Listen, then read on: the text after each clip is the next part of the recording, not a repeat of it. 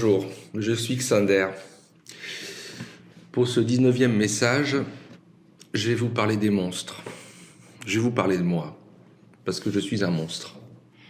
C'est pour ça que je porte un masque. Alors bien sûr, je suis un monstre au figuré. Mais je voudrais en fait vous parler de tous ceux qui ont le sentiment, une fois dans leur vie, qui l'ont eu, d'avoir été regardés comme des monstres. D'avoir été regardé comme un être laid, difforme, disgracieux, et d'avoir été pour cela rejeté, repoussé, humilié. Je ne suis pas en train de vous parler de ma vie personnelle parce que ça n'a pas d'importance. C'est un sentiment qui est partagé par énormément de gens sur la Terre, énormément de femmes, énormément d'hommes vivent ou ont vécu des humiliations, le rejet, l'abandon, que ce soit à travers des brimades à l'école, où on leur a fait comprendre qu'ils étaient moches, qu'ils étaient pas comme ils devraient être, qu'ils avaient quelque chose qui les rendait finalement peu aimables. Et combien effectivement, je dirais, d'élèves, de filles et de garçons dans le monde vivent cela, vivent ce genre de brimade, où ils se sentent rejetés socialement par le groupe des autres, où il y a les élèves qui sont populaires, les filles et les garçons populaires, et eux, au contraire, tout le monde est contre eux, tout le monde les rejette, et ils se sentent seuls, et ils se sentent comme des monstres, comme s'ils avaient quelque chose en eux qui était inacceptable par les autres êtres humains. Et ça, ensuite, c'est quelque chose qui peut exister à l'âge adulte. Parce que rien n'est pire pour un homme que d'être rejeté et humilié par une femme ou des femmes. Et rien n'est pire pour une femme que d'être rejetée ou humiliée par des hommes. Et cela peut se faire à nouveau dans des groupes aussi où on a simplement ses congénères du même sexe, au travail ou ailleurs, qui vous font des brimades, des mauvais tours, et qui vous font comprendre que vous êtes quelqu'un de laid, de difforme, de disgracieux. Et bien sûr, ça peut commencer dans la toute petite enfance déjà. Parce que la blessure d'abandon et de rejet, elle peut commencer très tôt, même avec ses propres parents. Vous pouvez avoir votre propre parent qui vous a fait comprendre que vous étiez moche, que vous étiez laid, vous n'étiez pas agréable, que vous lui déplaisiez, et ça fait mal, et ça fait très très mal. Je ne peux pas dire que j'ai vraiment souffert ce genre de choses, mais la compassion fait qu'on comprend ce genre de choses. À ma naissance, quand même, comme beaucoup d'enfants, vous savez, des fois les enfants sont coincés dans le ventre, dans l'utérus, parce qu'il peut y avoir trop peu de place. Et donc j'avais une partie du visage qui était complètement de travers. Et on m'avait surnommé Quasimodo. Quasimodo. On vous rapporte ça en riant, mais ça vous blesse. J'étais à la clinique Quasimodo. Mais Quasimodo, si vous avez lu ce roman, effectivement, qui nous raconte l'histoire du bossu de Notre-Dame, c'est un monstre, c'est un paria, c'est quelqu'un qu'on rejette et qui souffre. Il y a tellement de Quasimodo hommes et de Quasimodo femmes sur la terre, et qui souffrent tellement. C'est pour eux que je parle aujourd'hui. Bien sûr, ce ne sont pas des monstres. Moi, je ne suis pas un monstre. Mais après, j'ai bien connu, je dirais, cette difficulté peut-être à séduire alors que je voyais la facilité d'autres garçons. Je vais vous parler donc des bénis de la terre. Les bénis de la terre. Les bénis de la terre, ce sont tous ces hommes et toutes ces femmes qui naissent avec un très beau physique. Il y a à chaque génération des hommes et des femmes, d'ailleurs en quantité croissante grâce aux bons soins médicaux qui se sont développés, des hommes et des femmes qui naissent et qui sont beaux, des femmes belles, des hommes beaux, des femmes qui vont avoir un physique qui va les rendre tout de suite populaires dès l'adolescence et qui seront belles toute leur vie.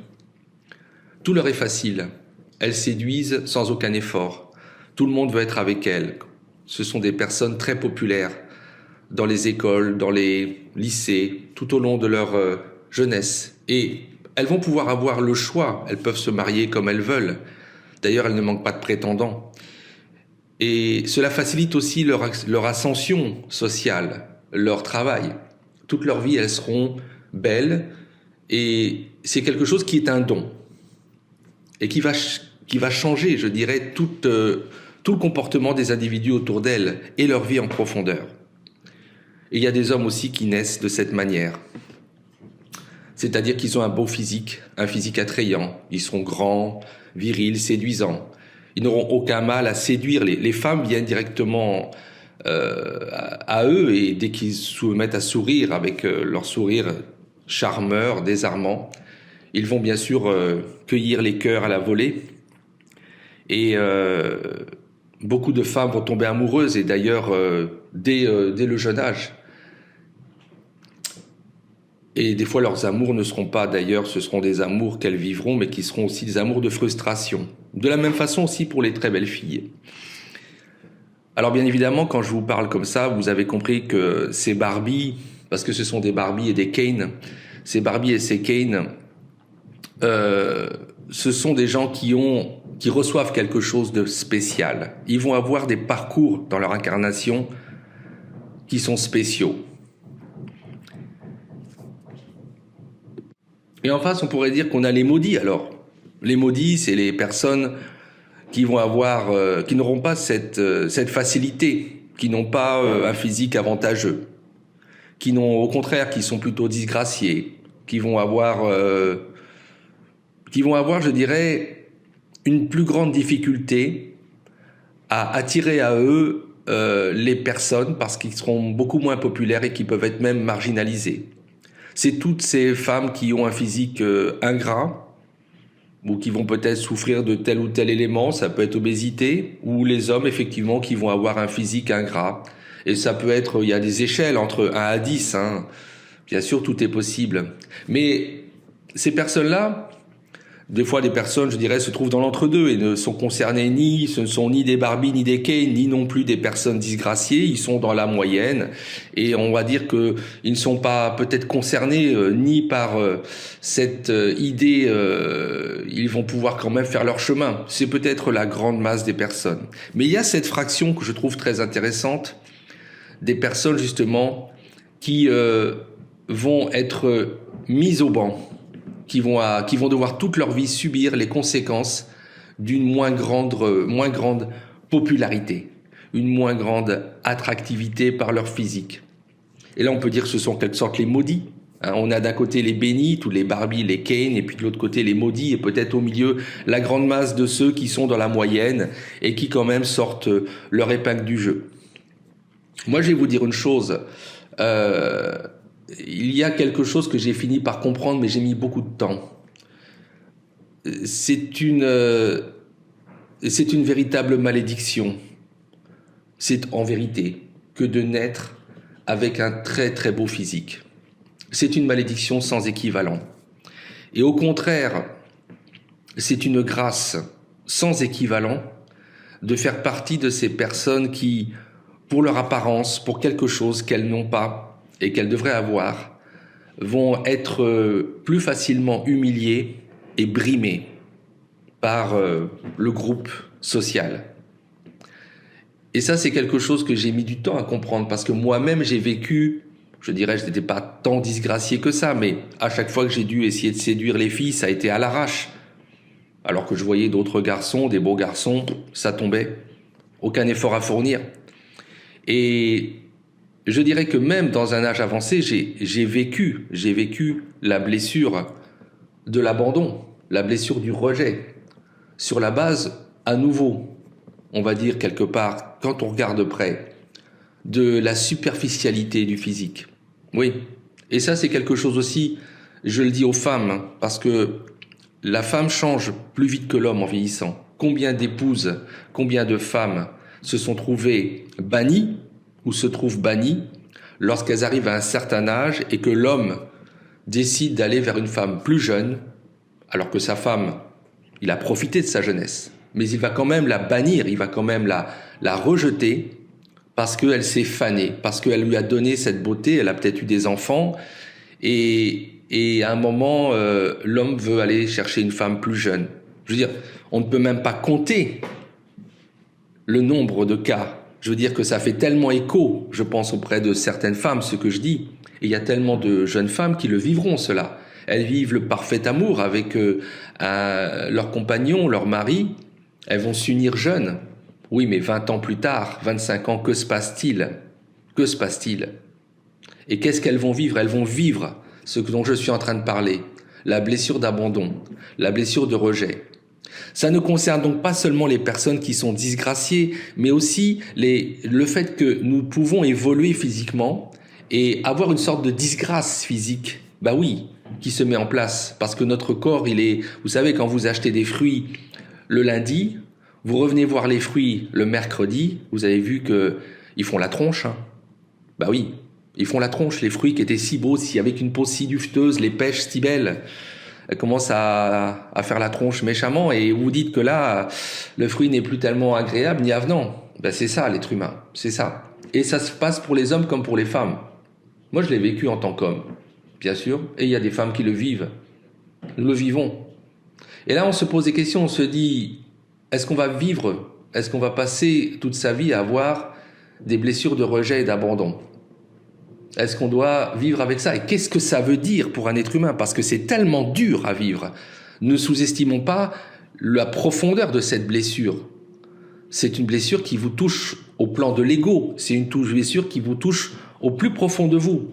Et je sais que quand je dis ça et que si on m'écoute et que des femmes ou des hommes viennent de subir cela, je dirais que là, ils commencent à comprendre peut-être que tel garçon ou telle fille qu'ils voyaient dans leur classe à l'école et qui était l'objet de brimades et de moqueries sur son physique, soit parce qu'il portait des lunettes, j'ai vécu ça, soit parce qu'il était trop gros ou trop grosse, j'ai vécu ça aussi. Eh bien peut-être que là, à son tour, il va vivre ça, la blessure du rejet. Et c'est une blessure qui est terrible.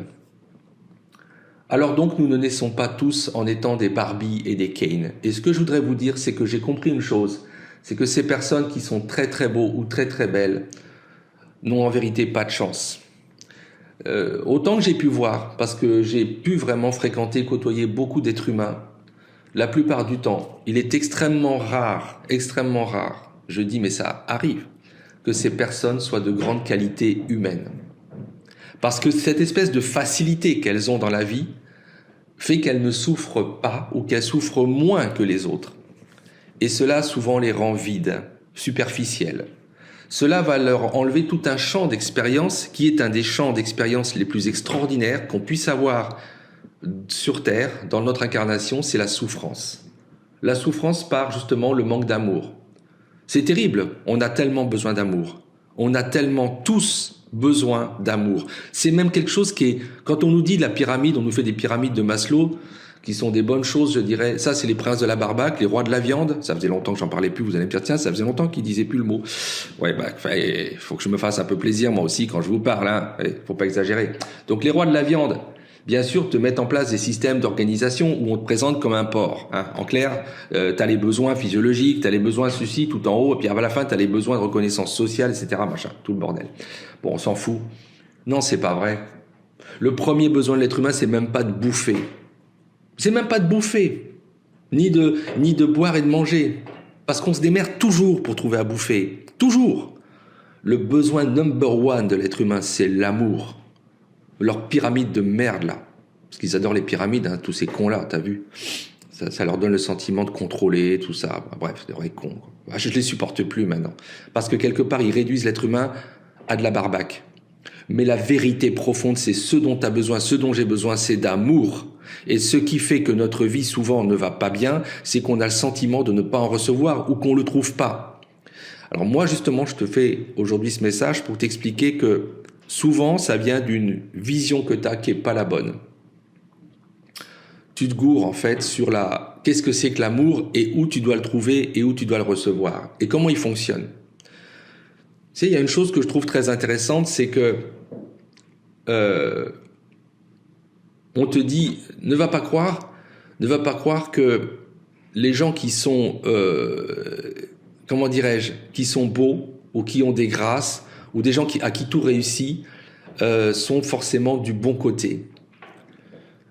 La vérité profonde, c'est que même, je dirais, quand tu regardes de près, cette espèce de boussole ou de carte, parce que c'est des boussoles qu'on nous a laissées, c'est des cartes pour nous repérer dans les ténèbres, qui sont les textes saints. Bon, moi, tu connais que c'est toujours les textes chrétiens auxquels je me réfère, mais tu peux faire le même boulot avec les autres, comme je t'ai dit, les textes musulmans, les textes bouddhistes, les textes qui sont de certaines philosophies extrême orientales ou indiennes.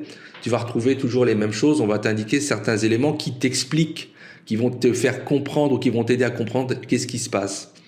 Et moi, il y a un passage que j'aime bien dans les évangiles, c'est quand effectivement il est question, Jésus évoque, tu sais que j'aime bien ce gars, il évoque effectivement dans l'évangile selon Matthieu, il évoque le jugement dernier et son retour effectivement avec les anges, et puis à un moment il parle du jugement, et en fait il explique qu'il va séparer d'un côté les justes et d'un côté ceux qui sont pas justes, hein, ceux qui sont mal comportés.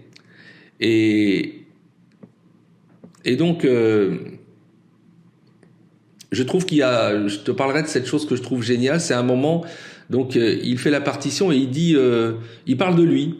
Et il dit à propos des justes, et puis il va dire aussi la chose à propos de ceux qui sont pas justes. Alors je te prends la deuxième partie. Il dit ceux qui sont à sa gauche, c'est ceux qui sont pas bons. Il dit allez-vous-en loin de moi, vous qui êtes maudits dans le feu éternel qui est préparé pour les diables et pour les anges. Et il dit car j'avais faim et vous ne m'avez pas donné à manger, j'avais soif et vous ne m'avez pas donné à boire, j'étais un étranger et vous ne m'avez pas accueilli, j'étais nu, vous ne m'avez pas habillé, j'étais malade et en prison et vous ne m'avez pas visité. Alors donc à ce moment-là il dit et donc ils leur diront, donc il mime un peu la scène et il dit à ce moment-là, ceux qui sont les futurs damnés, Seigneur, quand avons-nous vu avoir faim, avoir soif, être nus, étrangers, malades ou en prison, sans nous mettre à ton service? Et il leur dit, à chaque fois que vous ne l'avez pas fait avec l'un de ces plus petits, hein, que c'est à moi que vous ne l'avez pas fait. Et donc après, il dit, c'est ainsi qu'ils partiront dans le châtiment. Un de ces plus petits, c'est qui les plus petits? C'est qui les plus petits sur la terre? Ce sont tous les humiliés, ce sont tous les brimés, ce sont tous les offensés. Qu'est-ce qu'il est en train de nous dire? Il est en train de nous dire finalement que tous ceux qui subissent tout le temps ces marques de désamour, de rejet, d'abandon, qui sont toujours rejetés par les autres, c'est de ce côté, du côté de ces gens-là, que se trouve en fait Jésus. C'est très intéressant ce qu'il nous dit. N'allez pas croire, on vous représente toujours Jésus comme une sorte d'Apollon juif, hein. C'est-à-dire il a le type sémitique, grand brun, avec une belle barbe, voilà, le nez aquilin, les yeux un peu de braise, etc. Beau gosse, quoi, hein. Attendez, on vous a pas fait le gars qui est moche. Moi je vais vous dire un truc parce que je le sais, je l'ai reçu. Jésus, il était pas beau. Jésus, il était pas beau. Il était laid. Parce que Dieu lui a fait cette grâce, ou Dieu, ou ce que vous voulez, la nature, ou le tout, l'univers, lui a fait cette grâce d'expérimenter le rejet par son physique. C'est pas par là qu'il séduisait, c'est quand il ouvrait sa bouche, quand quelque chose sortait de lui. Mais on lui a fait cette bénédiction d'être disgracié. J'en suis sûr, parce qu'on a fait cette grâce à Jésus, de ne pas être populaire par son physique, pour expérimenter l'envers du décor, pour expérimenter une certaine forme de souffrance et une certaine forme, je dirais, la souffrance, il a expérimenté toute sa vie. Et c'est pourquoi que ce gars-là qui se met à parler dès qu'il a 12-13 ans, il parle déjà de théologie, tout ça, etc., c'était le vilain petit canard. Mais forcément, je peux vous dire, il était disgracié. Il a eu cet honneur. Si vous êtes, excusez-moi, si vous êtes né avec une disgrâce physique, sachez que quand vous avez décidé de venir, vous vous êtes mis la barre très haut. Vous avez décidé, je vais me mettre la barre au plus difficile. Quand vous faites le crantage là pour la difficulté du jeu dans lequel vous jouez qui s'appelle existence humaine, vous avez mis le maximum de difficulté. Vous êtes mis, je vais me mettre la barre vachement haut parce que je vais vachement souffrir. et je vais pouvoir monter plus vite que les autres. Parce que je vais vous dire, regardez bien, en face, vous allez voir le diable. Celui qu'on appelle le diable, bon, est-ce qu'il existe? On ne sait pas, mais en tout cas, c'est une sorte... Tout ça, ce sont des paraboles. Hein. Tout est paraboles, c'est pour vous enseigner, c'est des guidances, hein. C'est des boussoles qu'on vous a laissées. La réalité, on s'en fout. Hein. Que ça existe, qu'il y ait des entités dans le bas astral, qu'il y ait des systèmes qui existent, des énergies négatives, c'est indéniable. Qu'il y en ait une qui soit le chef, on s'en fout. Mais qu'est-ce qu'on vous dit de ça, de ce truc-là, de cette saloperie? Quand il est né, c'était le plus beau des anges. C'était un séraphin, il avait 6 ailes, il était couvert de bijoux, couvert de diamants, de rubis, d'émeraudes. Il était d'une beauté. Il est toujours. Le diable, il est beau. Il est toujours beau d'apparence. D'ailleurs, c'est le porte-lumière, Lucifer, ça veut dire je porte la lumière. C'est-à-dire que quand il apparaît, d'ailleurs, c'est ça. Donc quand vous voyez, je dirais, un très très bel homme ou une très très belle femme, posez-vous toujours la question, je suis face à un truc divin ou je suis face à un putain de démon? Malheureusement, même si ce sont des gens qui peuvent être gentils, ils vont basculer, parce qu'ils peuvent basculer facilement par cet excès de faveur qu'on leur a fait terrestre et charnel dans le côté obscur, le côté négatif de l'être humain. Parce qu'ils n'ont pas cette chance d'être moches. Ils n'ont pas cette chance d'être disgraciés. Ils n'ont pas cette chance d'avoir un côté monstrueux. Et vous voyez, quand on dit, le diable n'est jamais monstrueux. Le diable, il est beau. Le diable, il va vous séduire par sa beauté. Et c'est pour ça que vous voyez maintenant comment ça se fait. Barbie et Ken, c'est pas les bénis, c'est les maudits de la terre. Les maudits de la terre. Et c'est ceux qui sont disgraciés, humiliés, brimés, rejetés, qui sont ceux qui sont les bénis. Parce qu'à travers ça, ils vont avoir la possibilité, en dépit de l'extrême difficulté, de se choisir quand même pour la lumière, au lieu de se choisir pour les ténèbres. Le choix des ténèbres, c'est le plus facile. C'est celui qui vient d'une espèce de super confort. C'est une sorte de luxe. Et quelque part, le choix de la lumière, il est très difficile. Et c'est pour ça qu'il est... la porte étroite. C'est pour ça qu'il est plein de valeur. C'est pour ça qu'il est valeureux. Ne regrettez jamais d'avoir un physique qui est disgracieux, d'avoir subi l'abandon ou le rejet. C'est une opportunité qu'on vous donne pour vraiment monter de grade, monter de niveau spirituellement. Vous voyez par exemple tous ces acteurs, ces actrices qui, à cause ou grâce à leur physique, sont devenus des personnes en vue, qui ont trouvé leur métier par leur physique. Vous savez que la vérité de ces gens-là, dans leur vie, quand vous êtes de l'autre côté du miroir, ils ont des vies de merde. Sur la terre, avoir une incarnation en tant que très beau garçon ou très belle fille, je dirais que ça vous profile pour des vies qui vont être des vies, certes, apparemment de facilité, mais quand vous regardez vraiment leur existence, il n'y a pas pire. Et les personnes qui sont aussi dans l'univers de la musique, du show business, et qui aussi utilisent leur physique, regardez leur vie. Regardez comment ces personnes basculent facilement dans des choses qui sont très négatives où elles s'autodétruisent souvent. La drogue, les choses comme ça, tout un tas d'éléments qui vont finalement les corrompre. C'est très compliqué. Alors bien sûr, il y a toutes les personnes dans l'entre-deux qui sont dans la norme, ni vraiment beaux, ni vraiment moches, ni vraiment disgraciés, ni rien. Ces personnes, je dirais quelque part, qui sont susceptibles d'avoir des vies comme des longs fleuves tranquilles. Eh ben, mon gars, ma fille, c'est pas forcément ce qu'il y a de mieux. Hein. Tu t'es fait un parcours, vous voulez quel niveau de parcours? Entre les deux, moi, ni trop dur, ni trop difficile.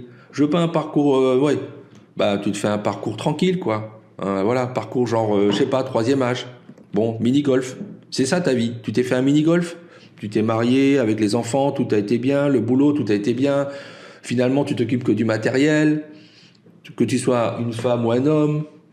Dès que tu as des gens qui sont un peu hors normes, un peu comme moi, ces gens-là, ils nous fatiguent. Bon, la vie, on se pose pas de questions. Et puis, tu as ceux qui ont le parcours hyper facile. Ah non, moi, je vais être un playboy. Moi, je vais être... le tombeur, la fille, moi je vais être le super mannequin. Et là, en général, il se passe des trucs bizarres. Et puis, tu t'es choisi peut-être parce que tu te l'es choisi ton apparence. Tu vas dire non, je me suis pas choisi mon apparence, mon truc. Si, tu t'es choisi dans les niveaux les plus difficiles. Et donc là, je trouve que c'est courageux. Dis-toi que par rapport aux autres, tu as fait preuve de courage. Donc tu es quelqu'un qui a cette capacité de surmonter plus que les autres, d'aller plus loin. Parce que effectivement, le chemin qui s'offre à toi à partir de là, si tu as toutes ces blessures, blessures de rejet, blessures d'abandon, toutes les brimades, les humiliations, c'est de devenir quelqu'un de très méchant. Tu peux accumuler la haine, tu peux accumuler la colère et vouloir te venger. Et ça, effectivement, ça veut dire que tu t'es mis le maximum, la plus grande dangerosité dans ton incarnation. C'est d'être finalement très, très, très mauvais. De basculer du côté du non-amour, puisque tu reçois pas d'amour, tu n'en as pas reçu, peut-être même depuis ta jeunesse. Donc tu vas dire, moi, je vais vraiment aussi leur rendre la monnaie de leurs pièces. Ils m'ont pas aimé, je vais me venger. Et tu ne peux être que pure haine, négativité. Mais tu peux très bien regarder de près, justement, le message, par exemple, que te donne Jésus, il est très intéressant. C'est que quelque part, il y a toute cette pièce de théâtre dans laquelle tu es, tu as ton rôle toi aussi, qui est très important. C'est qu'avec toi, comment les gens vont se comporter. Est-ce qu'on va te donner de l'amour? Est-ce qu'on va te nourrir quand tu as besoin, quand tu as faim? Est-ce qu'on va t'habiller quand tu es tout nu? Est-ce qu'on va venir te visiter en prison? Tout ça, ce sont des images. Ça veut dire, est-ce qu'on va te donner de l'amour à toi, alors que finalement, tu n'as pas les éléments qui attirent forcément l'amour? Comment les autres vont se comporter avec toi? Et si les autres se comportent mal, ben c'est dramatique pour eux, dommage pour eux. Donc en fait, toi aussi, tu as un rôle dans ce jeu à vaste échelle qui s'appelle l'existence humaine de tout le monde. Toi, tu vas effectivement être un challenge aussi, tu vas être un défi pour les autres. Quand tu regardes bien, le diable, c'est celui à qui tout réussit. Il avait tout. Il avait tout, c'est l'image qu'on te donne de lui. C'est celui qui était le plus beau de tous, le plus brillant, le plus doué de tous. Et il se vautre, il se ramasse d'une manière lamentable. Et comme je te disais, quand tu vois effectivement ce que te dit à travers Jésus, tu as donc le divin qui te parle. Hein, il s'exprime à travers... Tu es au moment où il va bientôt être à la crucifixion, donc il passe de l'état d'homme peu à peu à l'état de Christ. Tu sais, Christ, ça veut dire celui qui a reçu l'onction, qui est saint. Donc il est en train de s'angéliser, il est en train de se diviniser en quelque sorte. Il est en train d'être proche de cette fusion qu'il va pouvoir faire, parce que tu sais que jusqu'à la fin, il a la trouille, hein, il est humain, il veut pas souffrir. Hein. Il dit à Dieu, éloigne de moi cette coupe. Il va voir qu'il va mourir torturé, il n'a pas envie. Son côté homme, la chair parle en lui et dit « je veux pas souffrir ». Et puis après, il va céder, il va accepter Dieu. Et là, je dirais qu'il y a un processus, hein, et parce que c'est ça aussi Jésus, il te montre l'évolution. Et alors à la fin, il y a un processus, il accepte ce qu'a décidé l'univers et il dit « ainsi soit-il, j'accepte ». Et là, il peut fusionner, il devient divin. Et c'est là qu'il parle de cette histoire. Et qu'est-ce qu'il te dit? Il te dit finalement, moi qui suis en train de recevoir Dieu, qui suis en train de fusionner avec lui, je suis en train de te parler, je suis en train de te dire ce qu'il est, ce qu'il ressent. Et ben il te dit, je suis du côté, je suis les opprimés, je suis les humiliés de la terre. Tu vois bien que Dieu s'identifie pas à ceux qui sont orgueilleux, qui sont vaniteux, qui sont arrogants. Dieu, il va s'identifier à ceux qu'il appelle mes petits. Les petits, mes petits. Et là, il y a une erreur d'interprétation monstrueuse. Parce que les gens, ils prennent à la lettre ce qu'il dit. Ils disent, les petits, c'est ceux qui ont faim, c'est ceux qui n'ont pas de maison, c'est ceux qui n'ont pas d'habits, c'est ceux qui sont malades, c'est ceux qui sont en prison.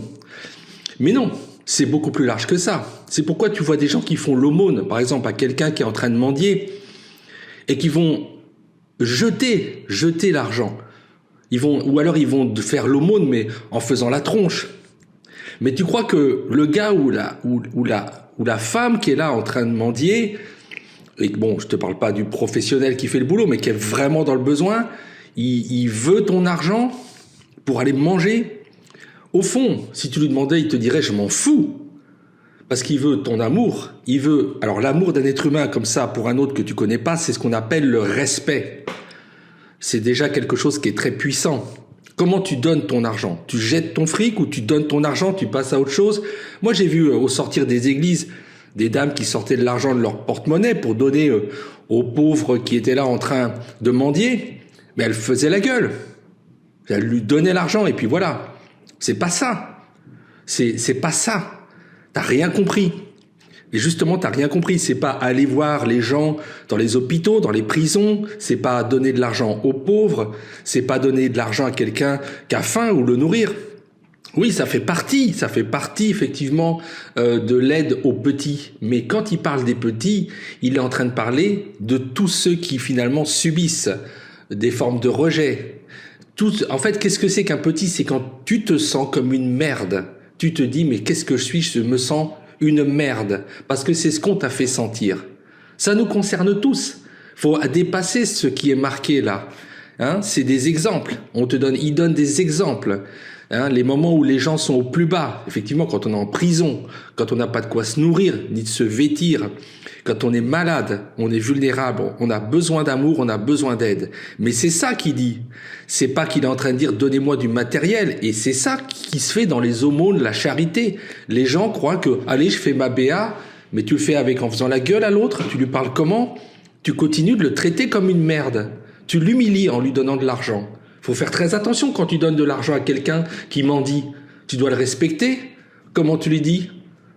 Ah ben tu vas lui donner cet argent, tu le regardes dans les yeux, tu lui dis bonjour, tu lui dis au revoir, bonjour monsieur, bonjour madame.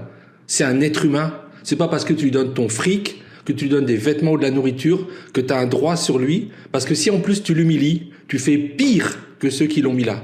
Tu comprends ce que ça veut dire? Les petits, donc tu fais peut-être partie. Moi j'ai fait partie des petits.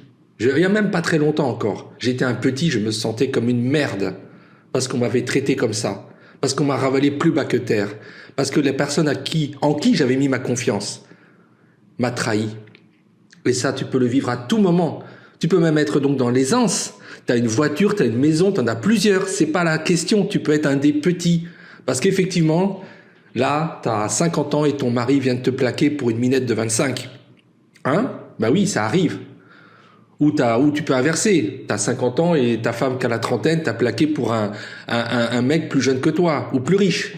Voilà. Mais plein de choses peuvent se produire. T'es à ton travail et on n'arrête pas de t'humilier. Ton patron n'arrête pas de te harceler. Que ce soit du harcèlement sexuel ou du harcèlement, je dirais, moral. C'est ça être un petit. On est tous potentiellement des petits. Et je parlais de la disgrâce physique. Il y a aussi la disgrâce morale, la disgrâce de la vie, qui fait qu'à un moment, tu en reçois plein la gueule et tu te dis, en fait, je suis qu'une merde. C'est ça. Et Dieu se met de ton côté. C'est là qu'il intervient et qu'il dit, je suis de ce côté-là. Je suis pas du côté où c'est facile. Parce que l'adversaire, le diable, il est du côté où tout baigne. Il est beau comme un dieu. Il est magnifique. Sa bagnole est super. Tout glisse. C'est ça. Tout va bien. Tout va bien, tu comprends? Et là, justement, il t'écrase. C'est ça le diable. Mais justement, quand tu es dans cette position où c'est toi qui es écrasé, toi qui es humilié, toi qui tu te dis, je suis rien de rien de rien, et je me sens minable, et j'ai envie de me foutre en l'air, c'est là que Dieu, le message qu'il t'envoie, c'est à travers cette spiritualité qu'est le christianisme. Et je te dis, ça existe ailleurs si tu cherches. Il te dit, je suis de ton côté, c'est là que je me trouve. Il est de ton côté. Ce qui fait que, qu'est-ce que ça veut dire? Si tu veux avoir de l'amour, cherche-le au bon endroit. Ne le cherche pas forcément auprès des êtres humains. Tu vas le trouver d'ailleurs plus facilement auprès d'un animal. Un chien ne te trahira jamais. Un animal ne te fera jamais du mal. De la même manière. Ça, c'est quand même étonnant, n'est-ce pas? Les êtres humains, si tu attends de l'amour des êtres humains, ce n'est pas comme ça que ça se passe. Donne-toi de l'amour. Alors tu vas me dire, moi, avec tout ce que je subis, tout ce que je déguste, comme on me traite comme de la merde, je vais donner de l'amour. Ouais, vas-y, tu vas voir. Tu vas être surpris. Tu vas être surpris. Parce que justement, tu vas recevoir de l'univers, ou de Dieu, tu peux l'appeler comme tu veux. Tu vas recevoir en retour des cadeaux et tu vas être relevé. Tu vas recevoir de l'amour. Et ça, c'est une chose que je te dis comme tuyau, parce que moi, je l'ai expérimenté. Quand tu as une épreuve très dure où tu te dis, vraiment, j'ai subi, t'as subi la blessure de l'abandon, du rejet, du mépris, de l'humiliation. On te fait voir que et quel que soit ton âge, que ce soit à l'école où tu subis des brimades et du harcèlement, que ce soit, je dirais, alors que t'es déjà un adulte fait et que tu croyais que ta vie était faite et que tout s'écroule et que tu dis, mais c'est ça, c'est ça et que tu as envie de prendre en haine Dieu et l'univers, dis-toi bien que justement, c'est là qu'on t'attend au tournant. Parce que c'est là que va se révéler véritablement ta nature profonde, ton choix pour la lumière ou les ténèbres, pour le bien ou pour le mal. Et ça, c'est le véritable enjeu d'une vie. Et effectivement, c'est très intéressant. Parce que quand quelqu'un te fait du mal et qu'il te rejette, ne crois pas, il se salit terriblement. Au niveau karmique, t'inquiète pas, rien qui est fait n'est sans conséquence. Il y aura l'addition présentée à cette personne ou à ces personnes. On leur présentera l'addition. Ne te charge jamais de te venger. La vengeance n'est pas pour nous. La vengeance pour un être humain, c'est juste, tu sais, quand on dit, quand tu te venges, prépare 2 tombes. Une pour la personne dont tu te venges et une pour toi-même. T'as plein de proverbes comme ça. C'est la vérité, c'est que tu te fais d'abord du mal à toi-même. La vengeance, tu la donnes à l'univers. L'univers va la faire. Tout ce que ces gens-là envoient en négativité en te faisant du mal, tous, ils vont le payer un jour. Mais des fois, l'addition, on te la présente 20 ans plus tard. Ou dans une autre vie. Mais ça, tu t'en fous, c'est pas ton problème. Le challenge, c'est qu'on te donne une opportunité de te révéler par rapport à ce qu'on te fait. Et on te fait du mal. On t'a fait du mal. On t'a transformé en un petit. Tu es un de ces petits dont parle effectivement Jésus, effectivement un de ces petits. Mais sache qu'à ce moment-là, eh bien, ce qui t'a créé, l'univers entier, ou que tu peux appeler Dieu, il est de ton côté. Il est avec toi, il te regarde. Et si tu fais appel à lui, si tu envoies de l'amour, si tu pries d'ailleurs quelque part, ne crois pas, tu seras toujours entendu. Toujours. Et ce qui est très important dans ces moments-là, c'est de ne pas rendre, à l'univers le mal que tu as reçu, mais d'envoyer de l'amour. Parce que c'est ça aussi la grande option qu'on te dit. Et c'est ça qui est très intéressant. Parce qu'il y a les justes. Et Jésus, il dit, pour commencer, aux justes, eh bien, il leur dit la même chose. Et tu retrouves la même image, mais dédoublée. Et donc, il leur dit, il dit les brebis à sa droite, les boucs à sa gauche. Donc les brebis, c'est les justes. Il dit, venez les bénis de mon Père, recevez en héritage le royaume qui a été préparé par vous depuis longtemps, depuis l'origine du monde. Car j'avais faim et vous m'avez donné à manger, j'avais soif, vous m'avez donné à boire, j'étais un étranger, vous m'avez accueilli, j'étais nu, vous m'avez habillé, j'étais malade et vous m'avez visité, j'étais en prison et vous êtes venus jusqu'à moi. Et les justes vont le dire à ce moment-là, mais quand est-ce qu'on a fait avec toi, Seigneur? Quand est-ce qu'on t'a vu? Tu avais donc faim, on t'a pas vu. Nous t'avons nourri, tu avais soif, on t'a donné à boire. Tu étais un étranger, on t'a accueilli, mais on t'a habillé. Mais comment ça se fait? Tu étais malade. Quand est-ce que ça s'est passé tout ça? Et à ce moment-là, il leur répond, chaque fois que vous l'avez fait à un de ces plus petits de mes frères, c'est à moi que vous l'avez fait. Et là, c'est très intéressant, tu vois. C'est très intéressant parce que quelque part, on te montre aussi la récompense qui se fait quelque part. Parce que toi, effectivement, tu as reçu du mal, mais ne rends pas le mal, rends le bien. Et là, à ce moment-là, tu vas voir que l'univers va te restituer. Je l'ai expérimenté moi-même, j'ai eu le choix. J'ai eu le choix pour devenir extrêmement méchant. Je dirais oui, pourquoi? Parce que j'ai tellement dégusté, franchement. Déjà, comme je t'ai dit, j'ai passé une partie de ma vie à subir, je dirais, une espèce de disgrâce. Disgrâce peut-être en partie, je sais pas, quelque part. Et on a cessé finalement, rien n'a été facile. Tout a été comme ça. Tout a été dur, pénible. Mais je dirais que le pire, c'est que j'ai subi des trahisons, des rejets, des abandons, même dans les dernières années où je te parle, qui sont incroyables. Et j'aurais pu effectivement prendre en haine, toute l'humanité.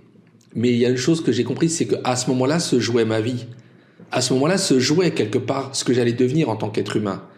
Et ce qui m'a sauvé, effectivement, et c'est pour ça que je te dis, c'est que j'avais la conviction qu'on n'est pas simplement des morceaux de viande, qu'il y a quelque chose d'autre.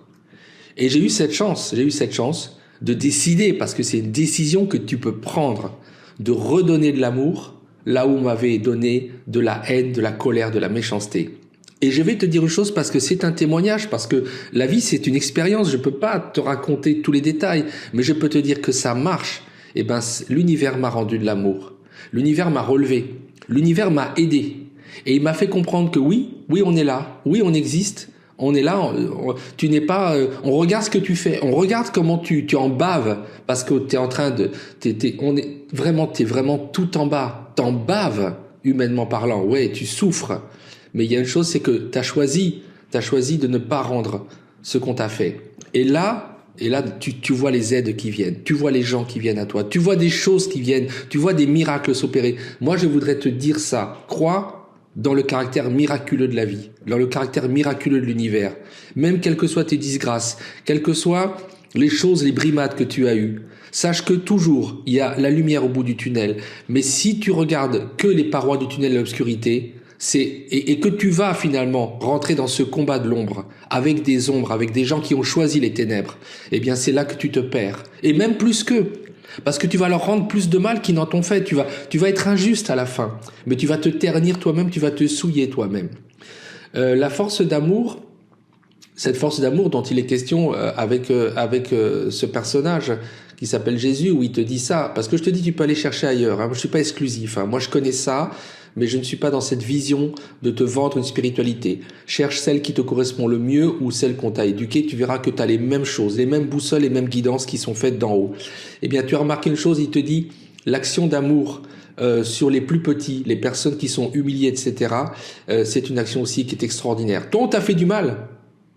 Regarde autour de toi s'il n'y a pas des gens qui ont besoin d'aide et qui sont vraiment, et qu'on a traité comme de la merde et qui sont en train de se dévaloriser eux-mêmes et de se dire « j'arrive pas à m'en sortir ». Regarde autour de toi, tu trouveras toujours plus malheureux que toi. Tu sais, il y a un proverbe chinois qui dit « je me plaignais et je pestais contre le ciel parce que je n'avais pas de chaussures et j'ai fait la rencontre d'un homme qui n'avait pas de pieds ». Voilà, c'est ça. Sache que la vérité, tu vas toujours trouver plus malheureux que toi, plus bas que toi. Et la détresse où tu te trouves qui peut être va être pour toi une occasion, c'est une chance, c'est une bénédiction. Tu le vois pas comme ça parce que tu te dis mais c'est dégueulasse. Tu te dis par exemple, il est en ce moment avec une autre plus jeune que moi et il me laisse ici avec mes gosses et il me plante. Par exemple, tu peux dire mais ils arrêtent pas, t'es dans l'école, ils arrêtent pas de me traiter de ci, de me traiter de ça, ils me font des farces, c'est horrible, je me sens rejeté. Mais dis-toi bien cette chose, c'est qu'à ce moment-là, tu es devant une sorte de défi pour sortir de cet état. Et c'est extrêmement dur, parce que ça veut dire que quand tu as décidé de faire ton voyage sur la Terre, dans la vie terrestre, tu t'es mis la barre très très haut, ça veut dire que tu es une âme très courageuse, alors que ceux qui ont décidé de s'incarner avec des physiques d'Apollon, les Barbie et les Kane, ils ont choisi la voie de la facilité. Alors bien sûr, la vie va leur faire payer autrement, hein, parce que comme je t'ai dit, une vie de star, une vie d'acteur, c'est des gens qui ne s'appartiennent pas. Ils ont des vraies vies de merde. Voilà, c'est juste que tu les vois sur les écrans, dans les films, etc., ou en train de faire leurs clips, etc., t'as l'impression que tout baigne. C'est les vies les pires du monde. C'est comme les vies autrefois des rois et des reines. C'était des vies que de décorum, d'apparat, avec l'étiquette, la vraie merde. Donc sache aussi qu'il y a cette espèce de punition qui va se faire, parce qu'au moment où ils ont fait leur choix, ils ont peut-être pas vu l'envers du décor. Hein, ça, c'est un autre type de problème. Bon, ce que je veux dire par là, c'est que toi, tu t'es mis la barre très haut. Tu t'es mis des épreuves très difficiles, un abandon, tu t'es mis un rejet, tu t'es mis des humiliations, tu t'es mis des trucs durs. Ça peut commencer même dès l'enfance. Hein. Moi, je peux te dire qu'il y a des trucs, hein, tu comprends pas quand t'es gamin. Moi, pourquoi il y a des trucs tout bêtes. On peut t'avoir mis chez tes grands-parents et tu vois pas tes parents parce que parce qu'il y a un de tes parents qui veut pas te voir, qui te supporte pas. Je te parle en connaissance de cause. Ça fait mal, hein. Tu peux avoir des trucs plus graves, hein. Tu peux être orphelin, t'as pas de parents. On t'a mis quelque part où tu sais que tes parents t'ont rejeté. Il y a des trucs tellement durs qu'on vit en tant qu'être humain et dès le démarrage de la vie, et ça te fout en l'air. Ça peut faire de toi un criminel, un psychopathe, quelqu'un qui est très méchant, très violent, sadique. Parce que tu vas avoir cette méchanceté qu'on t'a faite, cette violence qu'on t'a faite, cette souffrance. Et pour toi, comment tu vas pouvoir l'extirper? Tu dois faire ce qu'on appelle une purification, une catharsis. Tu vas la faire à d'autres. Et ben ça, c'est le pire du pire du pire. Parce que tu t'étais mis la barre très haut. T'as des épreuves de ouf. T'as des épreuves de dingue. Horribles. Mais justement, là où tu vas être vraiment admirable, c'est-à-dire que tu vas monter très très haut comme lumière, c'est quand tu dis non. Je choisis pas la haine, je choisis pas la colère, la violence, la méchanceté. Je vais pas être comme eux. Tu vois, ça c'est quelque chose pour un être humain, se dire je ne serai pas comme toi qui fais le mal. Ça te pose en tant qu'être humain. Ça te pose, c'est-à-dire que c'est quelque chose qui montre que tu es fort. Sois fort dans ta vie. Et n'oublie jamais, parce qu'à la base, pourquoi? Les gens qui te briment, qui t'humilient, te disent une chose. Ah bah toi t'es moche, toi t'es trop petit, toi t'es trop grosse, toi t'es trop ceci, toi t'es cela, toi t'as des lunettes, toi t'es... Toi, t'as pas la couleur de peau qu'il faut, etc. N'importe quelle connerie, hein. Toi, tu bégayes, n'importe quoi. N'importe quelle connerie qu'on va te dire. Mais la vérité, n'oublie jamais ton statut, c'est que tu es roi et reine par essence. C'est ton essence en tant qu'âme incarnée. Ton enveloppe charnelle, tu te l'es choisie, avec les épreuves qui vont avec. Mais ton âme, si tu la voyais, c'est comme la flamme d'une bougie, c'est une lumière pure. À la base, c'est ça. C'est ça que tu es. C'est-à-dire que n'oublie jamais, tu es d'une grande beauté. Cette beauté, tu la sens en toi. C'est pour ça que tu souffres qu'on t'humilie. Tu souffres qu'on te dégrade. Parce que tu sens cette noblesse en toi. Tu es né noble. Tu es né prince. Tu es né princesse. N'oublie jamais cela, quelle que soit ton apparence, quel que soit ce que tu as subi, quel que soit ce que les autres te renvoient de toi comme image. Cette image n'est jamais vraie parce qu'ils sont en train, comme les princes de la barbaque, les rois de la viande, ils se fient justement à ton apparence extérieure ou à des éléments extérieurs de leur superficialité. Ils sont vides, ils n'ont rien compris. Spirituellement, ils se perdent, ils sont dans une voie de perdition. Mais toi, ce que tu es, ils ne voient pas. Parce que quoi qu'il puisse dire, tu es cette flamme. Pour Dieu qui te regarde et qui t'a créé, parce qu'il a créé cette espèce d'étincelle de lumière, qui est toi. Il te voit dans ta beauté. C'est pour ça que de l'autre côté, on est aimé d'amour inconditionnel, oui. Et que pour nous, en tant qu'être humain, quel est l'enjeu, quel est le progrès? C'est d'arriver à aimer comme Dieu. C'est arriver à rayonner comme Dieu. D'avoir cet amour qui est comme une douce flamme et très brillante que tu vas avoir pour l'univers. C'est pour ça que quand tu attends des êtres humains la reconnaissance ou l'amour, tu seras souvent déçu, souvent, parce que tu aimes au mauvais endroit. Tu vas aimer des gens qui sont eux-mêmes en processus d'apprentissage, qui sont eux-mêmes en processus pour se purifier. Eux-mêmes, c'est comme si tu me disais, je vais aimer des convalescents. Ils sont comme toi en train de se battre pour monter spirituellement. Et donc c'est très difficile. Mais si par contre tu tournes ton amour vers simplement un amour général vers l'univers, et que tu commences à aimer aussi bien les êtres vivants, les animaux, que les gens, que les plantes, que tous les éléments, tu vas commencer à avoir un comportement qui va être un comportement d'amour général. L'univers va te rendre cet amour. Et tu vas voir, et ça je peux te dire, parce que peux te porter témoignage de ça, que tu recevras de l'aide. Demande de l'aide. Ne sois pas dans ta logique, ou parce que tu es un humilié, que on t'a convaincu que tu étais quelqu'un de méprisable, ou que tu te sens toi-même une merde. Eh bien, vraiment, je t'assure, prie, demande de l'aide.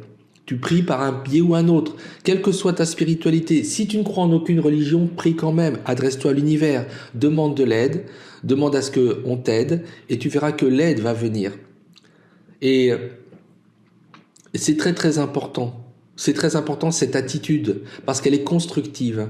C'est une attitude où tu as foi en toi. Et ne perds jamais cette foi en ta qualité. Je pense que c'est la base. Quand tu sais ce que tu es, et si tu n'es pas croyant, ce que je respecte, bien sûr, chacun est différent, mais regarde en toi-même et dis-toi, est-ce que je ne suis pas quelqu'un qui vaut quand même la peine d'être aimé?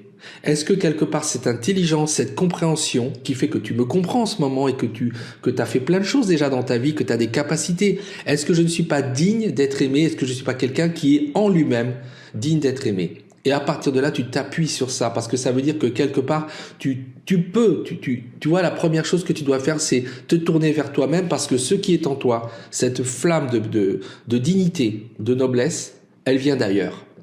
Elle vient d'ailleurs. Donc ça, il faut que tu saches que c'est un acquis qu'on t'enlèvera jamais. C'est extrêmement important. Donc c'est un humilié qui te parle.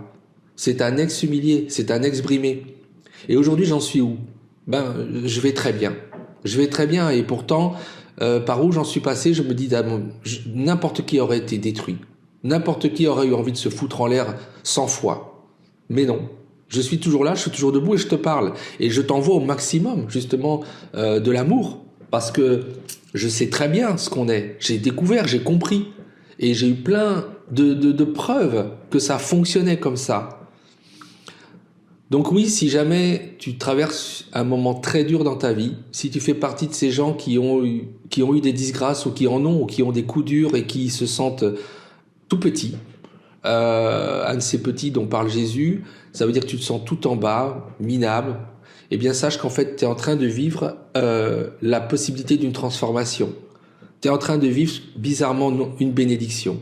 Et là où tu vois que les gens s'amusent, sont joyeux, d'abord tu ne sais jamais ce qu'il y a derrière les apparences de joie. Si tu connaissais souvent la vérité de beaucoup de familles, de beaucoup de gens, tu comprendrais que c'est beaucoup, beaucoup plus complexe, que beaucoup d'êtres humains fabriquent des apparences de bonheur et de perfection. Et ce sont souvent les plus creux. Hein, les Barbie, les Ken, le désert intérieur de leur vie, la misère de ces gens-là, ces familles parfaites, ces gens qui sont parfaits, qui ont eu la chance d'avoir une santé parfaite, un beau corps, une très belle santé, quelquefois, sont des gens, si tu creusais, si tu découvres ce qu'il y a derrière les apparences, tu te dirais, je ne les envie pas. Donc déjà, ça c'est un fait que je te dis, parce que ça c'est une vraie connaissance. Mais en plus, dis-toi que toi, tu as reçu justement cette chance d'évoluer par rapport à eux. Parce qu'eux n'évoluent pas. Eux, ils sont dans un statique, si effectivement tout se passe bien pour eux. Ils vont passer leur vie comme un morceau de viande de très belle qualité. C'est-à-dire, je dirais, le taureau ou le bœuf, très beau, la très très belle vache.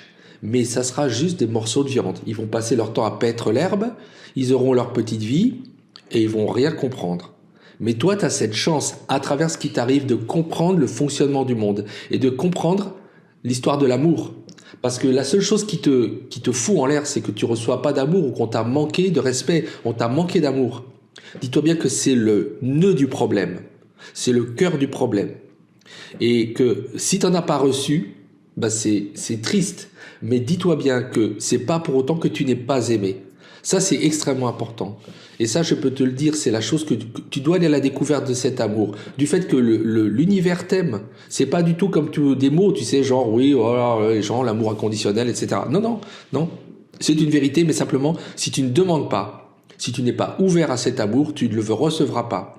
Donc, demande à l'univers de t'aider, fais des prières, commence à méditer sur toi, qu'est-ce qui fonctionne pas dans ce que tu as fait, commence à changer ta propre image, pour, par rapport aux autres, ne pas te mettre dans une position de victime.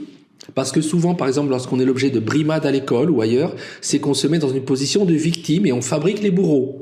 Pose-toi les bonnes questions. Il y a des choses à faire sur ton comportement, le modifier. D'abord, ancre-toi dans toi-même. C'est très important. Commence à te dire, je ne suis pas ni moche, ni laide, ni ceci, ni cela. Et je vaux quelque chose. Et je vous dis merde. Mais sans agressivité. Ça veut dire je vous dis merde tranquillement, sereinement. Et je vais, moi, maintenant, vous prouver que je suis quelqu'un de valable. C'est vrai que ça peut être extrêmement dur, surtout si tu vis la solitude. Surtout si tu dois t'appuyer que sur toi-même. Mais c'est là que si tu arrives à relever le défi, mais t'imagines comment ta victoire sera éclatante. Comment tu vas être une personne de tellement meilleure qualité que tous ces gens-là à qui tout est facile. Toutes les Barbies, toutes les Ken, tous ces gens populaires dont on n'a rien à foutre et qui sont comme l'écume la plus superficielle du monde. N'est-ce pas? Ces gens-là, on les oubliera tout de suite. Mais toi, peut-être parce que tu es quelqu'un qui est comme t'as pris plein de coups, t'es toute cabossée ou t'es tout cabossé. Mais justement, t'es comme un diamant brut qui a commencé à être taillé. Eux, c'est des diamants bruts peut-être, mais jamais ils n'auront la taille de la souffrance. Toi, tu vas commencer à avoir les tailles de la souffrance. Et qu'est-ce qui émerge du diamant brut qui a été taillé par les coups? Le diamant facetté, le diamant brillant, le diamant pur, qui étincelle de toutes ses facettes. C'est ça, tu as compris. C'est la chance que tu as par la souffrance, par les épreuves. Tu peux devenir ce diamant et tu peux devenir quelqu'un de différent de ces gens-là. Déjà, tu es différent parce que tu souffres. Déjà, tu es différent quelque part. C'est pas pour rien qu'on vient t'emmerder, qu'on vient t'opprimer, qu'on vient te brimer, t'humilier. Dis-toi bien que c'est pas pour rien. C'est parce que probablement il y a un truc en toi. Et ils le voient. Et ils le voient. Les Barbie, les Ken, tous ces gens qui sont parfaits. Ils le voient. Mais quelque part, ils ont décidé de te piétiner. Donc ne te laisse jamais faire. Jamais. Parce qu'il y a quelque chose à la clé qui est derrière tout ça. Moi, ça a été la découverte de ma vie. L'homme que je suis aujourd'hui qui te parle, qui est devenu Xander, qui est une autre personne, un autre moi-même. Il a émergé de la souffrance. Il a émergé de tous les coups que j'ai reçus. Et les coups, je les ai reçus depuis même que je suis né. Je pourrais dire autre chose, on a essayé de me tuer depuis que je suis né. Depuis que je suis né, on a essayé de me foutre en l'air, de me détruire. Je ne sais pas pourquoi, mais ça m'a rendu plus fort. Et je ne me suis pas laissé faire. Mais justement, j'ai compris une chose, c'est qu'il ne fallait pas se battre sur leur terrain, qui est un terrain justement de la barbaque, de la matière, de la superficialité, de la haine, de la violence aussi humaine. Il faut se battre sur le terrain qui est en haut, le terrain qui est la spiritualité, le terrain de l'amour. Et là, je vais dire une chose, tu les baises, hein. Tu les as tous. Parce que si tu leur renvoies de l'amour et que tu t'aimes d'abord toi-même et tu dis d'abord je m'aime moi-même parce que je ne suis pas rien, je ne suis pas n'importe quoi et je vous dis merde à tous parce que je suis quelqu'un de valable. Et après tu leur prouves. Tu te changes toi-même. Et justement, tu te rends fort. Et après, c'est les gens qui vont venir à toi. Les mêmes, ils vont venir. Tu vas voir avec des petits sourires et tout, ceux qui t'avaient humilié, ceux qui t'avaient brimé, parce que ce sont en vérité des faibles. Ils marchent en meute. Ils marchent tous en meute parce qu'ils sont faibles. Et ils s'attaquent toujours à plusieurs sur une personne. Ils sont vides. Dis-toi bien que les véritables faibles, c'est eux. Ce sont eux, c'est pas toi. Et donc, à partir de là, tu vois que tu te reconstruis. Tu peux avancer. Tu peux faire de toi quelqu'un. Et les gens vont venir à toi, hein. Les mêmes. Ils vont s'agenouiller devant toi. Ils vont dire, mais, ils vont te trouver des qualités. Ils vont même, demain, hier, ils te disaient que t'étais laid. D'un seul coup, tu vas être beau. Ah oui, d'un seul coup, tu vas être original. Tu vas être décalé. Tu vas être fascinant ou fascinante. Est-ce que tu vois la médiocrité de l'être humain qui est au niveau de la viande, de la chair et de la superficialité? Ce type d'être humain? Alors, bien sûr, je te dis, c'est une malédiction que d'avoir tout qui vous sourit, d'être beau, parfait. C'est une terrible malédiction. Ça vous rend généralement extrêmement nul, extrêmement médiocre.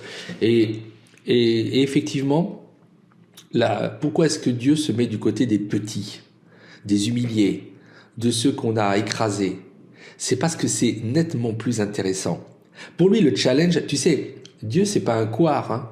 Il est couillu, hein. Il aime bien les challenges. Il aime bien être comme ça du côté de ceux qui morflent le plus. Parce que là, il y a un plus gros défi à relever. Tu vois pourquoi, quelque part, tu vois de quel côté se met la vie, le vivant, l'univers, tout ce qui est la force positive du monde. Elle se met de ce côté-là. Ça titille.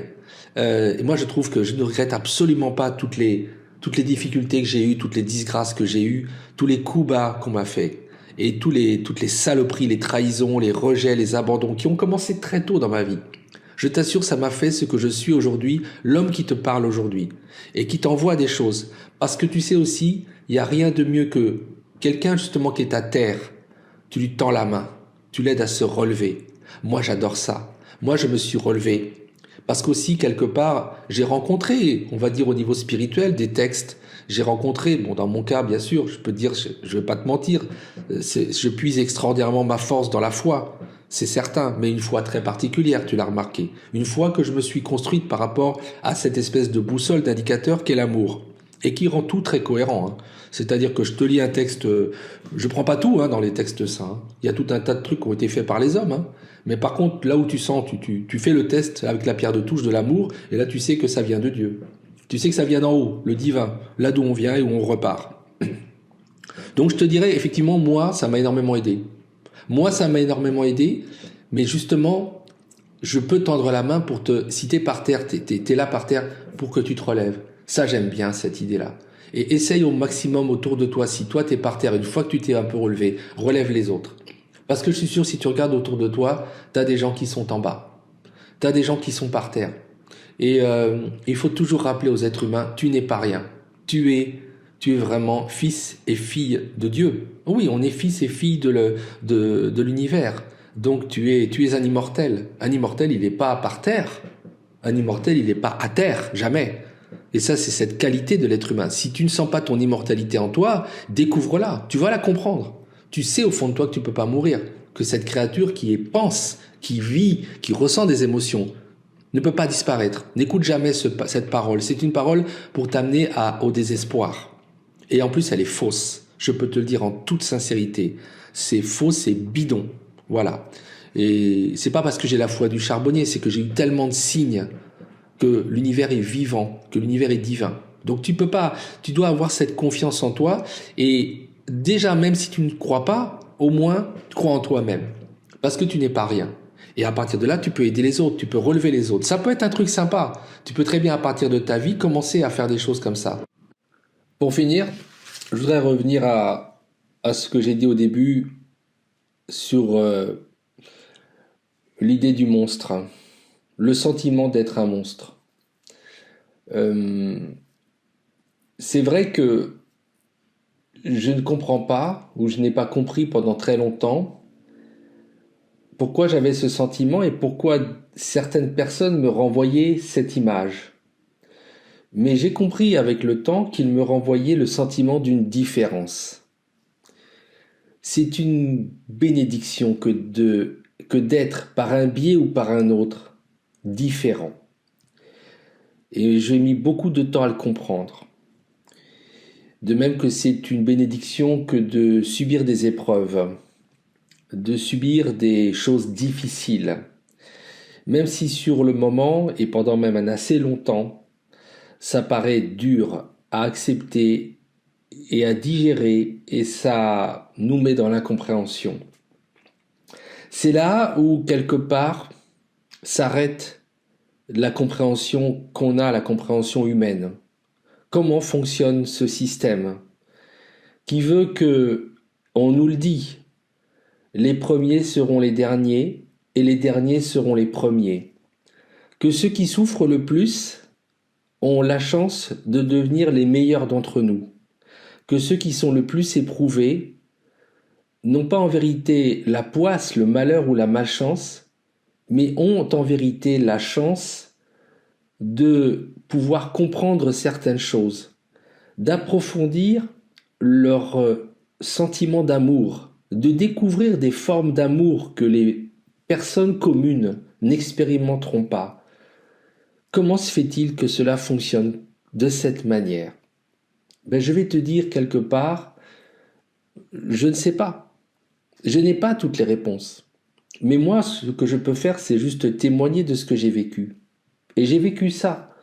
J'ai vécu ce miracle d'être depuis toujours attaqué. Et je me dis que quand on est attaqué, c'est bon signe. D'être toujours molesté. D'avoir toujours des personnes qui m'ont trouvé bizarre, qui ont voulu me rabaisser. Et même, je dirais, les personnes les plus proches de moi, les personnes qui partageaient ma vie, qui s'étaient unies devant monsieur le maire avec moi. Et c'est quelque chose qui provoque, ou même ceux qui t'ont engendré, c'est quelque chose qui provoque, ou qui sont de ta famille, qui provoque quelque part une interrogation profonde. Je n'ai pas la réponse définitive du pourquoi.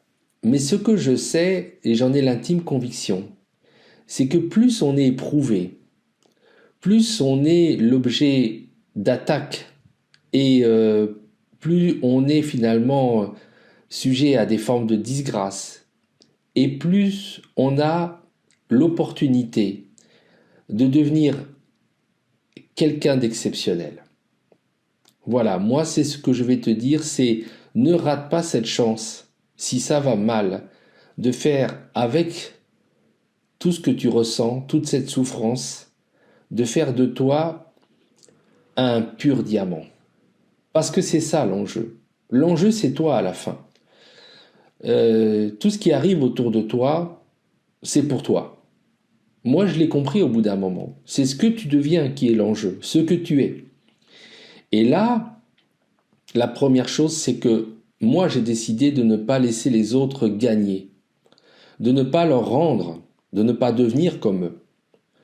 Parce que la plus belle des victoires, c'est de ne pas donner à l'autre la méchanceté, de ne pas faire à l'autre ce qu'il t'a fait, de lui donner de l'amour alors qu'il t'a donné de la colère, de la haine, du mépris, de l'humiliation.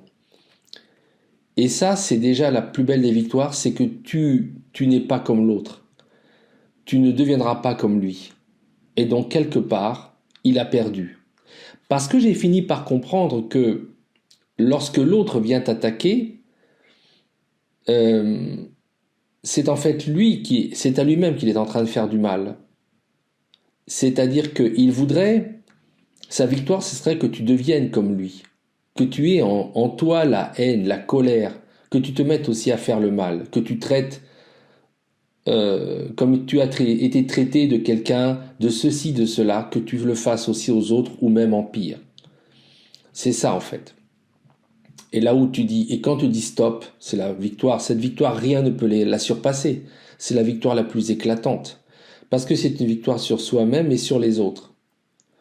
Donc, voilà, moi je te dis en tout cas, le choix de l'amour, qui n'est pas évident, il est gagnant-gagnant. Bizarrement, j'ai accepté ce statut que j'avais depuis sans doute ma naissance, d'être quelqu'un de différent. Sois différent, cultive la différence. Sois fier d'être différent, sois fier d'être toi-même. Parce que c'est ça, je dirais, qui est la manière que tu as d'impacter le monde, la manière que tu as eu de venir au monde, par un aspect physique particulier, par une taille particulière, par des épreuves particulières. C'est la manière que tu as eu de vouloir venir en n'étant pas quelqu'un justement qui passe sans se faire remarquer. Tu as voulu vraiment impacter le monde, provoquer des réactions sur toi, chez les autres, en toi. Et en plus, le monde, des fois, t'en a rajouté une couche. Parce que les gens sont venus t'emmerder, te faire du mal alors que tu étais tranquille, te trahir, t'humilier, te rejeter, t'abandonner. Et tout ça, c'est parce que c'est ça en fait. La seule chose que je sais, c'est que c'est quelque chose que chacun d'entre nous prévoit, décide avec son libre arbitre avant même de naître. Alors ça peut paraître extravagant, mais il faut reconnaître, si tu es comme ça, cette force, cette possibilité de force qui est en toi. Et justement, là, c'est un petit peu comme une chrysalide. Il faut que ce papillon qui est en toi puisse éclore. Et l'éclosion se fait toujours, je dirais, l'éclosion la plus belle, c'est le papillon qui naît ensuite, c'est le papillon qui naît par l'amour, dans l'amour. Voilà, c'est le message que je voulais te transmettre, qui est en fait un message personnel. Je ne vais pas le nier quelque part. Oui, parce que c'est à partir de ce que moi j'ai souffert personnellement que j'ai pu, d'une part, guérir et que je peux dire aux autres comment guérir. Voilà, je te dis à très bientôt.